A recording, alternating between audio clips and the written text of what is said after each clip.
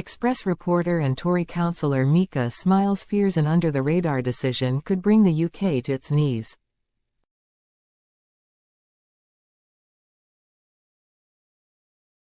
When you think of paragons of productivity and beacons of efficiency, there are plenty of examples that might pop into your head.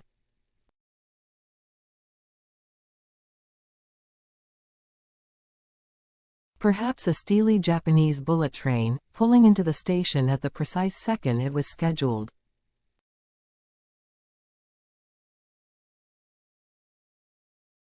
Or maybe a super-fast German car production line, expertly assembling the very latest model to whiz around our streets.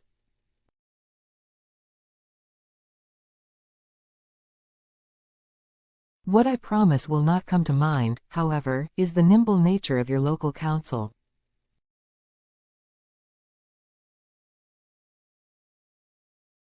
I know this because I myself am a local councillor.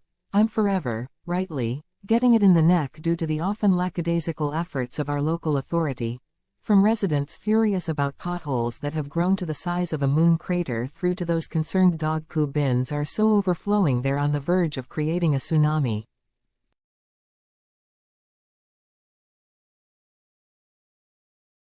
So to hear what could be on the cards for councils across the land is something that shouldn't just upset people, it should enrage them and have them demanding a council tax refund.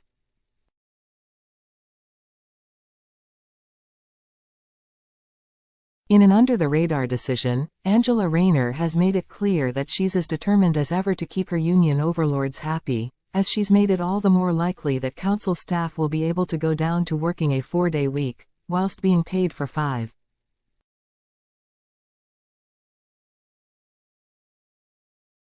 Yep, you read that right. As council tax across the country soars, and private sector businesses are struggling under the weight of Labour's £25 billion tax rise, she has now paved the way for the introduction of a 4-day work week across the public sector after the government quietly dropped its opposition to the implementation of such a policy at South Cambridgeshire District Council.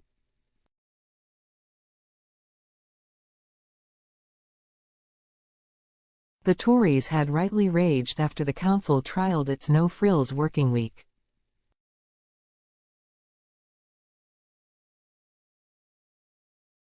But having continued its implementation past the trial's end date in March this year, Rayner, whose brief now includes councils, has decided not to reissue the disapproval notice previously served by the Conservatives.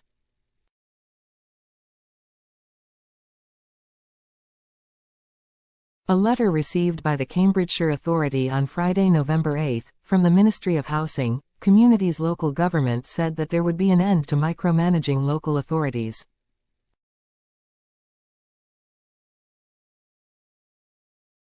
Councillor Bridget Smith, leader of the Lib Dem Council who has introduced the new 4-day week for staff, said, "The results from our 4-day week trial painted a really positive picture, with many of our services improving.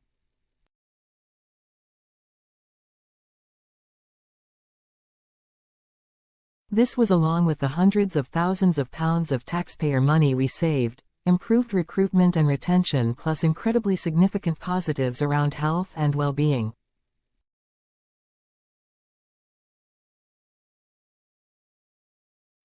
I bet. My well-being would also soar should I be able to lounge on the sofa all day on my company's buck.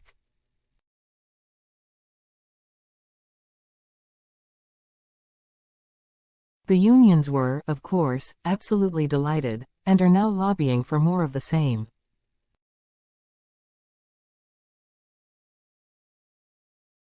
Getting stuff done as an elected council leader is a nigh impossible task. As the former deputy mayor of Middlesbrough, I often felt like I was wading through treacle. Such were the endless reasons from council staff about why we couldn't enact anything from a simple resident request right up to an election vow.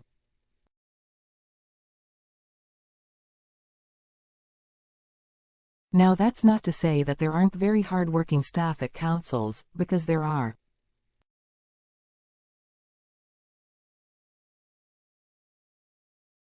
But the organizations are just not run efficiently. Why? Well, firstly, the top brass are not on performance-related pay, and instead some seem positively unsackable.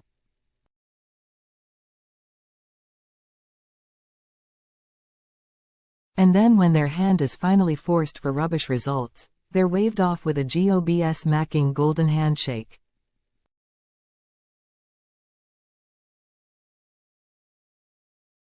With Angela Rayner at the helm, the productivity of councils will now continue to struggle, and South Cambridgeshire certainly won't be the last council to become a 4-day-week convert.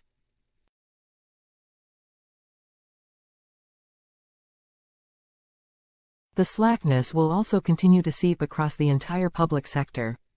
If you needed evidence, it's now emerged that Sadiq Khan, the Mayor of London, has offered tube drivers a 4-day week for the same pay in response to their latest strike threat.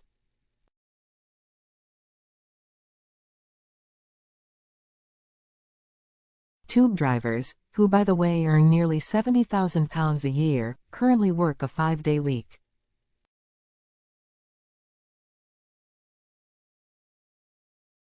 Their union, a SLEF, called the proposal a genuinely groundbreaking agreement, saying, in every 4-week pay period, you will be working 10 hours and 4 days fewer, whilst their wage is also hiked.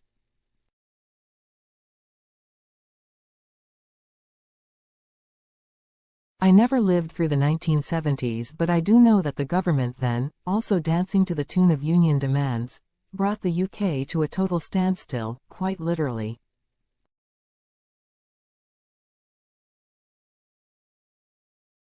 Constant strikes meant trains ground to a halt, rubbish blocked the streets and the lights went out.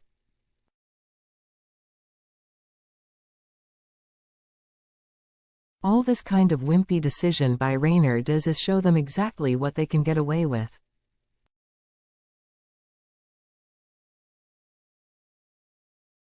Well, I have a proposition for readers. If your local council so much as breathes a whisper of this absolutely maddening approach, head to your town hall and hammer on the door until the senseless decision is reversed. Or I can promise we'll be heading for Time Warp Britain before you know it.